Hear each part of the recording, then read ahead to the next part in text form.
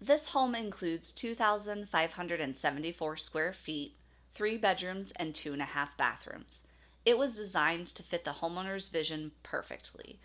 This home boasts standout features such as farmhouse style porch railings, a cupola, cathedral ceilings, a tiled shower, and a rear covered porch.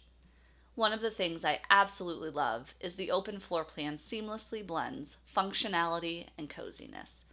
The kitchen, with its custom cabinetry, large island, walk in pantry, and prep area, is ideal for both daily living and entertaining.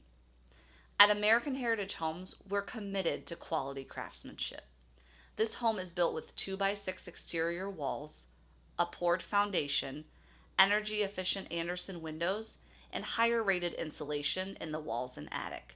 Details that ensure a beautiful, functional, and enduring home. Choosing the right lot is a big part of the home building process. Here, the homeowners selected this lot for the privacy as well as the scenic views. The rear covered porch offers a serene space for quiet afternoons or family gatherings.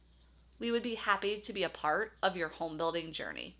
Visit our website at www.myamericanheritagehome.com to learn more and make an appointment to start the process.